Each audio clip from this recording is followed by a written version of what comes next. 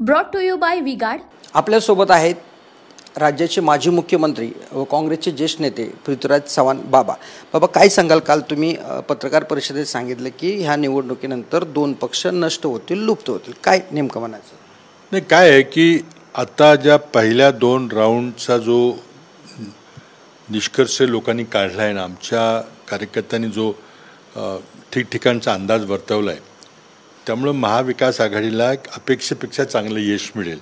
कारण मोदींच्या विरोधामध्ये त्यांच्या गेल्या 10 वर्षाच्या कार्यकालाबद्दल एक प्रचंड मोठी नाराजीची सुप्त लाट आहे आणि ती लाट आता प्रकट व्हायला लागलेली आहे. कितीही पैशाचा वापर केला, मोदींच्या प्रत्येक सभेला 5-5 कोटी रुपयाचा खर्च होतो आहे, 700 रुपये देऊन माणसं आणता येत ती आणि त्याला काही प्रतिसाद मिळत नाही. आणि त्यामुळं मोदी एका बाजूला 400 पारचा नारा देत आहेत आणि तुमचा जर इतका खात्रीलायक विजय होणार असेल तर तुम्ही तुमच्या जाहीरनाम्याची तुम्ही पुढच्या 5 वर्षात काय करणार हे सांगायच्या ऐवजी तुम्ही काँग्रेसच्या जाहीरनाम्यामध्ये नसलेल्या गोष्टीत जे चर्चा करताय आणि लोकांच्यामध्ये भीती निर्माण करताय की काँग्रेस आलं तर तुमच्या घरातली एक खोली घेऊन जाईल, काँग्रेस आलं तर तुमचं मंगळसूत्र घेऊन जाईल, काँग्रेस आले तर तुमचं दागिन्याचं ऑडिट होईल आणि अशा प्रकारे समाजामध्ये द्वेष पसरवायचं काम करतायत. इथं महाराष्ट्रात त्यांनी अनेक सभा घेतलेल्या आहेत, मुक्काम देखील केलेला आहे. मुक्काम पंतप्रधान कधी दिल्ली सोडून मुक्काम करत नाहीत, पण ते मुक्काम पण करायला लागलेले आहेत आणि जी भाषा ते आता वापरायला लागलेली आहेत वैयक्तिक द्वेषाची, वैयक्तिक टीकेची, ती पंतप्रधानाला शोभत नाही आणि ते एक पातळी सोडून ते बोलायला लागलेत. ह्याचा अर्थ त्यांचा आता धीर सुटलेला आहे, त्यांनी आत्मविश्वास गमावलेला आहे आणि महाराष्ट्र हे अत्यंत महत्त्वाचं राज्य आहे.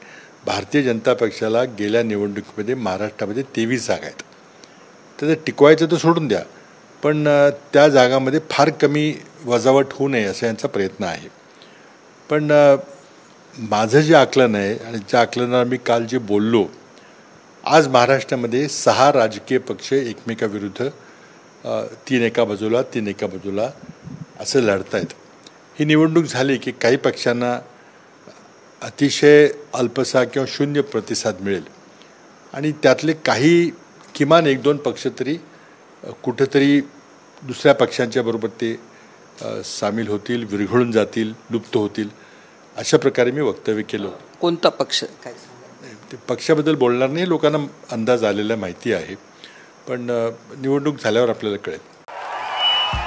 भाइयों बहनों, उनके राज में पावर रहे अनस्टेबल और हम रखे सब स्मूथ और स्टेबल.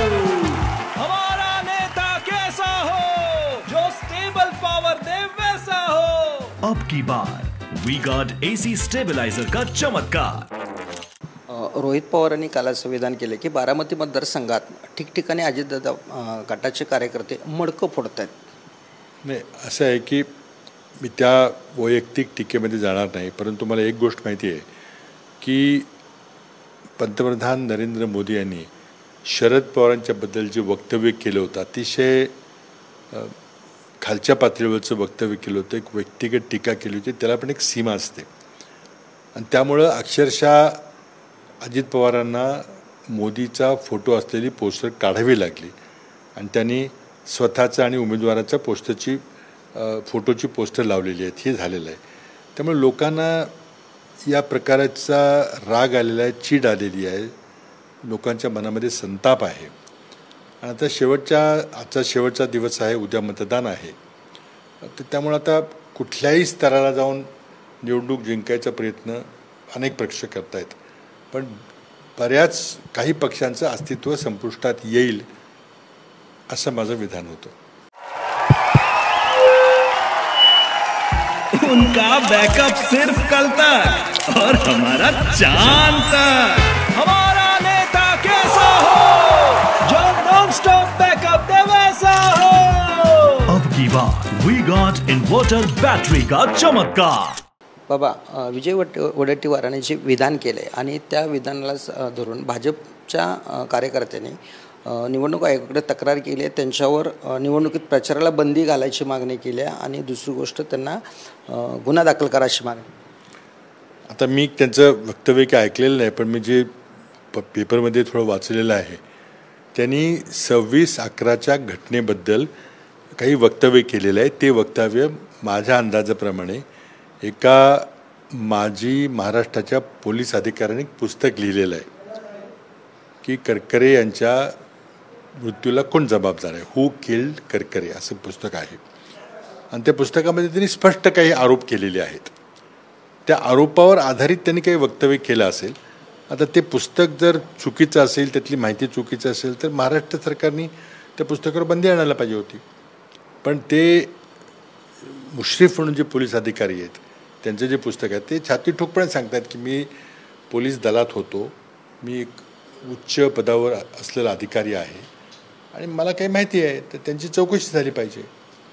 त्यामुळं त्या पुस्तकातली माहिती ही जनतेसमोर आहे, ती पब्लिक डोमेनमध्ये आहे आणि त्या माहितीमुळं काही संभ्रम निर्माण होण्याची शक्यता आहे.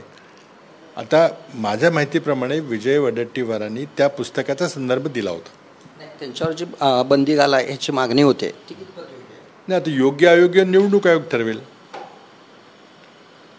आणि बाबा जे पाकिस्तान म्हणते तेच काँग्रेस म्हणतंय असा भाजपनं आरोप केला आहे. बालिश आहे. पाकिस्तानची भीती दाखवायचा प्रयत्न करू नये.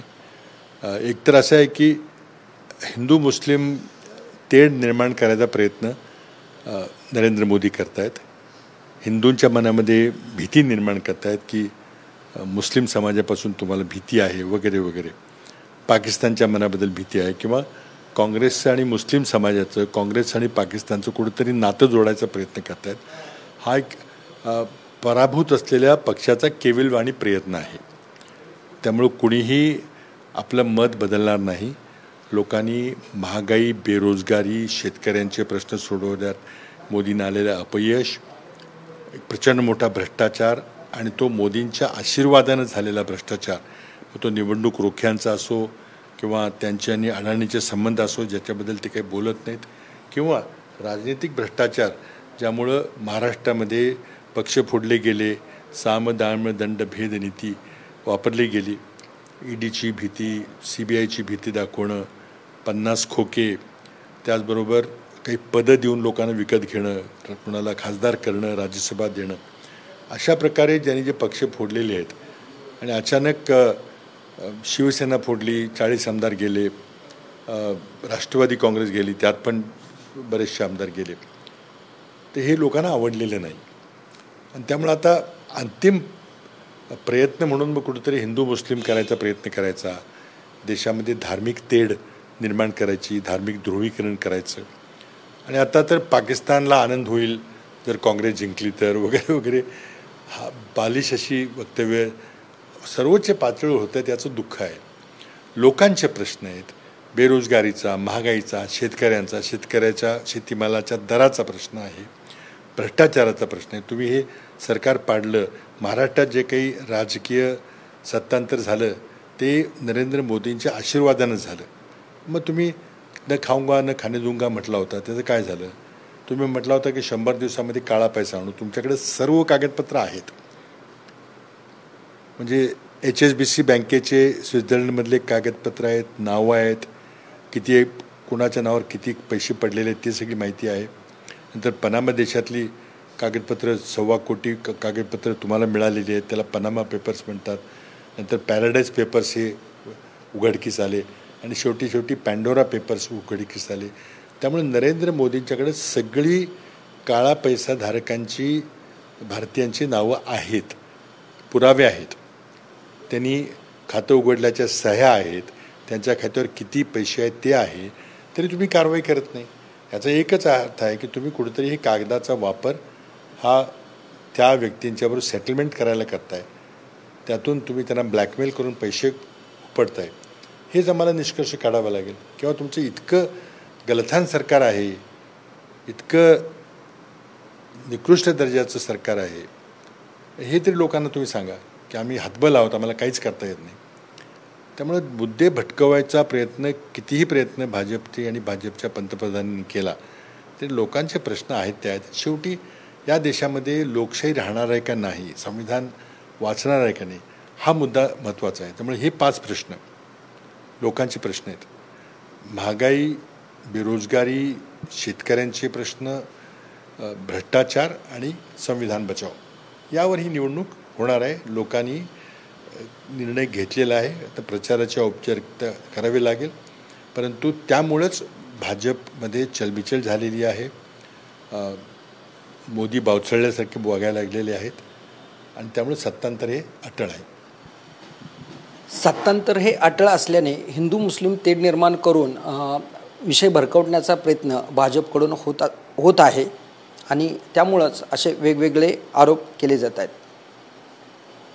कॅमेरामॅन अजय मोहितेसह Dinkar Thorat, TV9 Marathi, Karad. Brought to you by V-Guard.